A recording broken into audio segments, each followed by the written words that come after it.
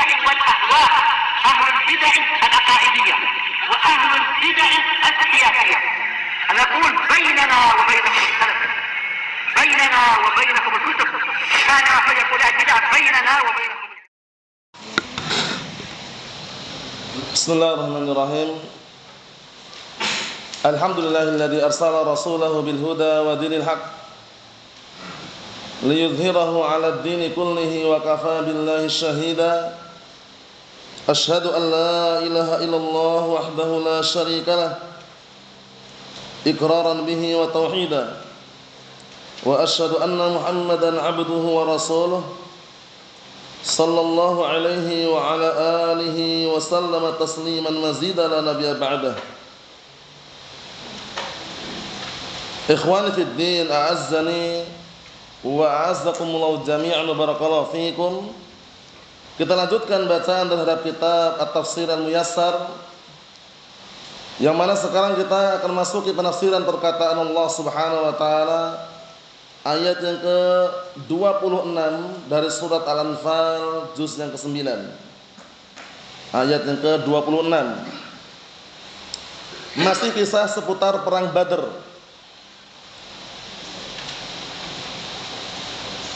yang mana Allah Subhanahu wa taala peringatkan agar kaum muslimin waktu itu untuk senantiasa mengingat kenikmatan yang telah diberikan kepada mereka di saat mereka diberikan kemenangan di perang Badr. Kemudian awal mulanya kaum muslimun di Mekah terasa terasingkan dan juga kadangkala disiksa, sebagian dibunuh, akhirnya hijrah ke Madinah, memiliki kekuatan yang sangat besar. Kita lihat barakallahu fikum. Qala Allah Ta'ala berfirman, "Wadhkuru id antum qalilum mustad'afuna fil ard takhafuna an yatakhattafakumun nas fa'awakum wa ayyadakum binasrih wa razaqakum minat thayyibat la'allakum tashkurun." Artinya, simak baik-baik barakallahu fikum. Wadhkuru, dan ingatlah kalian ketika kalian waktu itu dalam keadaan sedikit dan tertindas, lemah di Mekah. Kalian khawatir atau takut jika manusia menculik kalian. Akhirnya Allah Ta'ala lindungi kalian, dan Allah Ta'ala menguatkan kalian dengan pertolongannya, kemudian memberikan rezeki pada kalian berupa rezeki yang baik dan halal, agar kalian semuanya bersyukur. Kita lihat tafsirannya barakallahu fikum. Qala al-mufassirun asbahumullah. Disimak baik-baik tafsirannya itu. Wadhkuru ayyuhal mu'minun, ingatlah kalian wahai segenap kaum mukminin, ni'amallahi 'alaikum, nikmat-nikmat Allah Ta'ala yang diberikan kepada kalian. Id antum bi Makkah qalilu al-adadi makhurun, yaitu ketika kalian waktu itu berada di Mekah dalam keadaan jumlahnya sedikit, kemudian kalian dikuasai, tertindas maksudnya. Takhafuna an ya'khudhakum kuffaruha bisur'ah, kalian khawatir kalau seandainya orang kafir penduduk Mekah waktu itu menculik kalian dengan cepat, membunuh kalian. Faja'ala lakum ma'wa ta'wuna ilaihi wa huwa al-Madinah, kemudian Allah jadikan untuk kalian tempat berlindung, tempat berlindung yang kalian berlindung di situ, yaitu di Madinah. Wa qawwakum binasrihi 'alaihim yauma badrin, dan Allah telah berikan kekuatan kepada kalian dengan pertolongannya untuk melawan mereka pada perang Badr, yaitu pada tahun 2 Hijriah. Diberikan kemenangan yang luar biasa, sampai para malaikat pun diturunkan membantu kaum muslimin. Walaupun setelah itu diuji pada perang apa? Perang Uhud. Diberikan apa? Ujian berupa kekalahan. Kita lihat di sini berikutnya, wa at'amakum minat thayyibatil lati min jumlatihi al-ghanaim, dan Allah telah berikan kepada kalian, memberikan makan kepada kalian dari makanan-makanan yang halal, dari nikmat-nikmat yang baik, yang secara globalnya diantaranya adalah mendapatkan al-ghanaim, itu ghanimah, harta rampasan perang. Karena pada perang Badar menang. Jumlahnya padahal kalau kita perhatikan, nah barakallahu fikum, kalau perhatikan jumlahnya itu bisa dikatakan tidak sebanding. Lebih banyak pasukan orang-orang nan kufar Quraisy dan yang bersama mereka. Perbandingannya berapa kemarin perbandingannya? Berapa banding berapa kemarin perang Badar? Nah barakallahu fikum antum 1000 banding berapa? 1000 mereka kan? Kaum muslimin berapa kurang lebihnya? 6, 314 sampai 319. Nah barakallahu fi sekitar itu melawan 1000 pasukan. Bayangkan itu. Akhirnya Allah Ta'ala apa? Nah, memberikan kemenangan bersama kaum muslimin. Adapun perang Uhud, perang berikutnya di tahun 3 Hijriah, Allah Ta'ala berikan ujian berupa kekalahan terhadap kaum muslimin. Di awal permulaan menang ketika mereka masih setia dengan perintah Rasulullah SAW, yaitu untuk senantiasa di Bukit Uhud, tidak meninggalkan bukit tersebut. Tapi ternyata di awal permulaan ketika menang, melihat di bawah itu banyak ghanimah, orang-orang kufar banyak terbunuh, sehingga mereka sebagian lari, sebagian mundur. Nah, terpancinglah mereka untuk turun dari Bukit Uhud mengambil ghanimah. Sampai ada yang teriak di kalangan mereka, ya kaum, ghanimah, ghanimah.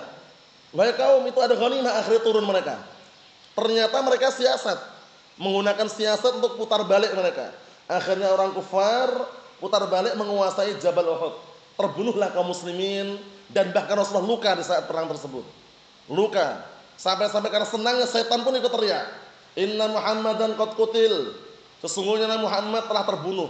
Akhirnya semakin lemah kaum muslimin di peperangan tersebut. Di awal permulaan menang, tapi ternyata apa sebabnya kok mereka bisa terkalahkan? Ujian dari Allah Subhanahu wa taala. Mereka meninggalkan perintah Rasulullah SAW yang awal mulanya agar senantiasa di mana? Di Jabal Uhud, di Bukit Uhud, gak boleh pergi dari situ. Ternyata mereka tertipu dengan ghanimah tadi. Yang namanya peperangan kadang ada kalahnya, ada menangnya. Di antara kekalahan yang nampak sebagai bentuk balas dendam orang-orang kufar waktu itu di antaranya adalah perang Uhud. Kita lihat, likai tashkuru lahu 'ala ma razaqakum wa an'ama bihi 'alaikum, agar kalian syukur kepada Allah Subhanahu wa taala terhadap apa yang Allah taala berikan rezeki pada kalian dan terhadap apa yang Allah taala berikan nikmat atas kalian. Berikutnya barakallahu fikum, qala Allah taala ayat yang selanjutnya 27, ya ayyuhalladzina amanu la takhunullaha war rasul wa takhunu amanatikum wa antum ta'lamun. Ayat yang berkaitan masalah agar kita senantiasa menjaga amanah. Jangan sampai kita termasuk orang-orang yang dikenal dengan pengkhianat, mengkhianati amanah. Jadi kalau diamanahi dia berkhianat, jangan. Karena berkhianat termasuk ciri khas orang-orang munafik. Wa idza tumina khan. Apabila dipercayai, apabila dikasih amanat, dia justru berkhianat. Karena amanah itu berat atau ringan? Amanah itu berat. Ingat ayat yang sering Anda sebutkan itu, yang berisikan tentang tawaran, yang awal mulanya amanah disodorkan kepada langit, bumi dan gunung bahkan, ya enggak? Tapi karena beratnya tadi mereka semuanya enggan memikulnya. Yaitu perkataan Allah Subhanahu wa taala, inna aradnal amanata 'alas samawati wal ardi wal jibal fa abaina an yahmilnaha wa asfaqna minha wa hamalaha al-insan innahu kana zaluman jahula. Lihat manusia. Awal mulanya kata Allah taala, kami sodorkan, kami tawarkan amanah kepada langit, bumi dan gunung. Makhluk yang besar atau kecil itu? Besar. Tapi lihat, fa abaina an yahmilnaha, enggan untuk memikulnya. Kenapa kira-kira? Berat. Akhirnya siapa yang memikul? Siapa yang memikul akhirnya? Manusia. Wa hamalal insan innahu kana zaluman jahula. Sesungguhnya manusia itu senantiasa berbuat kezaliman dan kebanyakannya adalah bodoh. Nah, di situ barakallahu fiik kita ambil kesimpulan bahwasanya amanah itu berat. Sampai makhluk-makhluk yang besar aja mengeluh, merasa keberatan untuk memikulnya, akhirnya enggan memikulnya. Bayangkan itu. Manusialah yang memikul amanah tersebut. Oleh karena itu jadilah orang yang amanah. Amanah yang paling besar barakallahu fiik di antaranya adalah amanah agama yang Allah telah bebankan kepada kita untuk kita menjaganya, merawatnya, membelanya, mendakwahkannya dan mengamalkan agama tersebut. Jangan sampai kita berkhianat terhadap agama kita sendiri. Kita lihat di sini, Wahai orang yang beriman, janganlah kalian berkhianat kepada Allah dan Rasulnya. Dan jangan pula kalian mengkhianati amanah kalian yang telah dibebankan kepada kalian. Wa antum ta'lamun, dalam keadaan kalian mengetahui. Lihat ini. Kita lihat tafsirannya, disimak di situ. Qala al-mufassirun asbahumullah. Ya ayyuhalladzina saddaqullaha wa rasulah. Wahai orang-orang yang membenarkan Allah dan Rasulnya. Wa amilu bisyar'ih, dan orang-orang yang beramal dengan syariatnya. La takhunullaha wa rasulah. Jangan kalian berkhianat kepada Allah dan Rasulnya. Dengan apa cara berkhianatnya? Bitarki ma aujabahullahu alaikum, dengan meninggalkan perkara yang Allah telah wajibkan atas kalian. Wa fi'la ma nahakum anhu, dan mengerjakan perkara yang Allah telah larang dari kalian. Jadi yang dilarang dikerjakan, yang diperintahkan ditinggalkan. Itu namanya berkhianat namanya. Berkhianat terhadap agama sendiri. Allahul musta'an. Wala tufarriqu fima i'tamanakumullahu alaih, dan jangan kalian meremehkan. Tufarriqu itu meremehkan. Jangan kalian meremehkan terhadap apa yang Allah Ta'ala amanahkan kepada kalian. Wa antum ta'lamuna annahu amanatun yajibul wafa' biha, dalam keadaan kalian mengetahui bahwasanya itu adalah amanah yang wajib untuk ditunaikan. Mafhum? Jadi ditunaikan amanah kepada apa? Yang berhak untuk mendapatkannya. Salurkan sesuai dengan amanahnya. Ya kan? Nah, barakallahu fi, seperti itu. Ikhwani fid din, a'azzani wa a'azzakumullahu jami'an wa barakallahu fikum. Kita ambil dikit lagi, perhatikan baik-baik ayat berikutnya, ayat yang ke-28. Qala Allah Ta'ala berfirman, wa'lamu annama amwalukum wa auladukum fitnah wa annallaha 'indahu ajrun 'azim. Perhatikan itu. Dan ketahuilah, sesungguhnya harta-harta kalian dan anak-anak kalian adalah fitnah, ujian. Wa annallaha 'indahu ajrun 'azim, dan bahwasanya Allah Ta'ala di sisinya lah pahala yang sangat agung dan besar. Jadi kadangkala harta bisa menjadi fitnah, anak bisa menjadi fitnah. Hal ini tegaskan juga dalam ayat yang lainnya, dalam surat At-Taghabun itu ya, innama amwalukum wa auladukum fitnah wallahu 'indahu ajrun 'azim. Ayatnya sama, mirip. Nah, maksudnya maknanya sama. Sesungguhnya harta-harta kalian, anak-anak kalian itu adalah fitnah, ujian, dan hanya di sisi Allah lah pahala dan ganjaran yang agung. Kemudian ayat yang sebelumnya itu apa itu?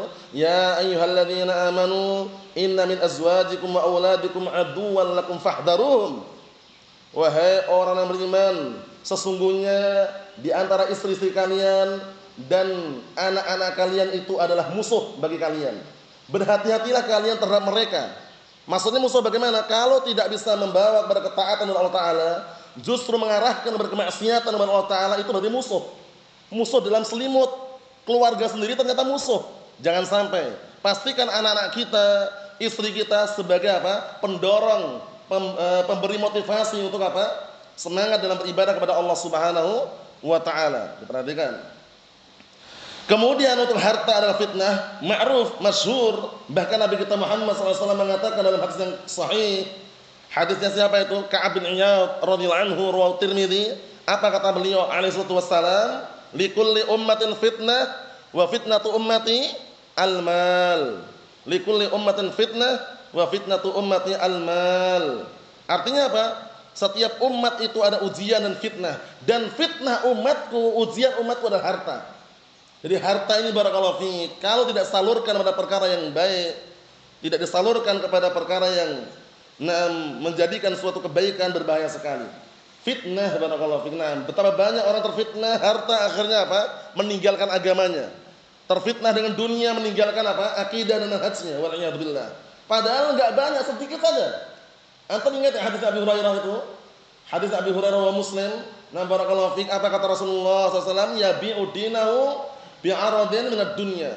Menjual agamanya dikarenakan sedikit daripada dunia. Menjual agamanya dikarenakan apa? Mengharapkan sedikit daripada dunia. Banyak atau sedikit? Sedikit saja, dan itu pun bisa dapat, bisa tidak. Bayangkan itu. Jadi kita harus waspada barakallahu fiik. Dunia memang diciptakan untuk sarana buat kita beribadah, tapi janganlah kita menjadikan target utama dunia, jangan.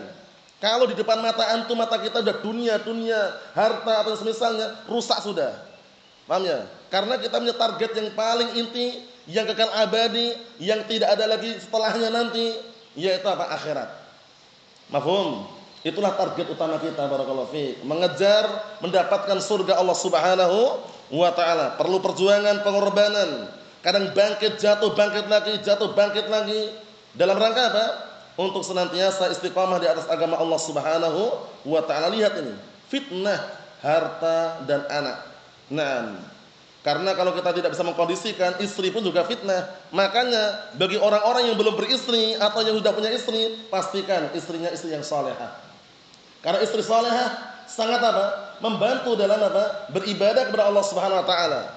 Senantiasa taat kepada Allah Subhanahu wa taala. Apa kata Rasulullah alaihi salatu wassalam dalam hadis yang sahih? Kalau mencari pilihan pasangan, mencari calon istri, cari yang bagaimana? Yang kaya atau yang cantik? Atau keturunan bangsawan atau yang bagus agamanya? Yang bagus agamanya atau yang cantik, yang kaya raya? Hah? Naam, yang bagus agamanya. Kalau tidak memungkinkan empat-empatnya. Hah? Kalau memungkinkan empat-empatnya bagaimana? Bagus enggak? Bagus. Sudah cantik, kaya, keturunan bangsawan, bagus agamanya. Tapi kalau nggak bisa, pilih yang paling inti, yaitu apa? Naam, perempuan atau wanita yang bagus agamanya. Fatfar bidzatid din taribat yada. Pilihlah wanita yang bagus agamanya, niscaya engkau akan beruntung. Ad-dunya mata'un wa khairu mata'iha al-mar'atus salihah. Rawahu Muslim, hadisnya Abdullah bin Amr bin As radhiyallahu anhuma. Dunia itu adalah perhiasan, sebaik-baik perhiasan dunia adalah apa? Perempuan yang salihah. Naam, lihat itu. Jadi kalau tidak salihah, tidak paham agama, menjadi musuh dalam selimut. Lihat itu. Ya ayyuhalladzina amanu, inna min azwajikum wa auladikum aduwwan lakum, musuh. Bayangkan itu. Kalau kita tidak berhati-hati, tidak waspada, tidak menjaga agamanya, wal'iyadu billah. Allahumma salim. Kita lihat tafsirannya, disimak baik-baik itu, barakallahu fi. Qala al-mufassirun asbahumullah. Ayat yang ke-28, lihat tafsirannya di situ. Wa'lamu ayyuhal mu'minun anna amwalakum allati istakhlafakumullahu fiha. Ketahuilah wahai sekira kaum mukminin, sesungguhnya harta-harta kalian yang Allah taala titipkan kepada kalian. Sebenarnya titipan sebenarnya. Paham ya? Yang Allah telah berikan kepada kita semuanya. Naam. Wa auladakum, dan anak-anak kalian alladzina wahabahumullahu lakum, yang Allah Ta'ala berikan karunia kepada kalian, kepada mereka, untuk kalian ikhtibarun minallah wabtila'un li'ibadih. Perhatikan itu, ujian dari Allah Ta'ala dan cobaan untuk hamba-hambanya. Simak itu, ujian dari Allah Ta'ala dan apa? Cobaan untuk hamba-hambanya. Liya'lam ayashkurunahu 'alaiha wa yuti'unahu fiha am yanshagiluna biha anhu. Disimak itu, agar apa? Tujuannya apa sih kok dikasih ujian seperti itu? Nah, barakallahu fiik, untuk mengetahui apakah mereka bersyukur terhadap apa? Anak-anak yang mereka miliki atau harta yang mereka miliki tersebut, kemudian mereka mentaati Allah Ta'ala dengan harta tadi, ataukah justru mereka tersibukkan dari apa? Dari beribadah kepada Allah Ta'ala sebabnya karena harta tadi. Hati-hati, karena harta, barakallahu fiik, kalau sudah merasuk dalam jiwa-jiwa manusia, lupa akhiratnya, berbahaya sekali. Paham ya? Jangan pernah punya impian ngejar dunia, jangan pernah. Permisalan orang ngejar dunia itu bagikan main apa? Main bola. Bola semakin jauh dikejar, datang dekat dia jauhkan lagi. Maksudnya orang kalau ngejar dunia itu nggak ada puasnya. Kapan puasnya tuh, Bang? Dikejar dapat, hilang lagi. Besok nyari lagi. Tapi kalau ngejar akhirat, dunia pasti dapat, terbukti. Kalau nggak percaya buktikan, ngejar dunia nggak akan ada puasnya. Tapi kalau ngejar akhirat, dunia dapat. Bahkan sampai sebutkan dalam hadis itu apa? Sudah cukup, bayang, cukup sudah. Dunia datang ngetok-ngetok, dia bilang cukup.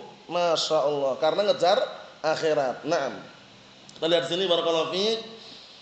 Ikhwani fid din, a'azzani wa a'azzakumullahu jami'an wa barakallahu fiikum. Lihat tafsirannya itu.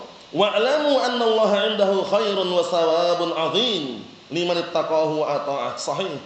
Dan ketahuilah bahwasanya Allah Subhanahu wa taala di sisinya terdapat kebaikan dan pahala yang agung bagi orang-orang bertakwa kepadanya dan mentaati Allah Subhanahu wa taala.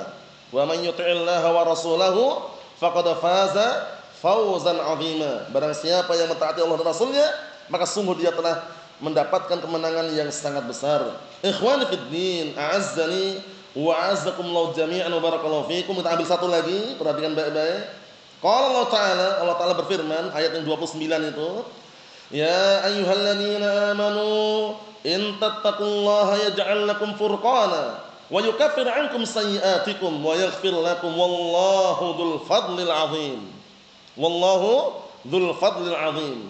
Wahai orang-orang yang beriman, jika kalian bertakwa kepada Allah, niscaya Allah akan jadikan untuk kalian furqana, pembeda, bisa membedakan antara al-haq dan al-batil, bisa membedakan antara as-sunnah dan al-bid'ah, bisa membedakan antara syirik dan tauhid. Sebabnya ketakwaan. Jadi takwa itu modal utama. Sebaik-baik perbekalan akhirat apa? Harta, tahta, wanita atau takwa? Takwa. Sebagaimana perkataan Allah Subhanahu wa taala dalam ayat yang lain, Allah Taala mengatakan apa? Fatazawwadu fa inna khairaz zadit taqwa. Berbekalah kalian karena sesungguhnya sebaik-baik perbekalan itu adalah ketakwaan.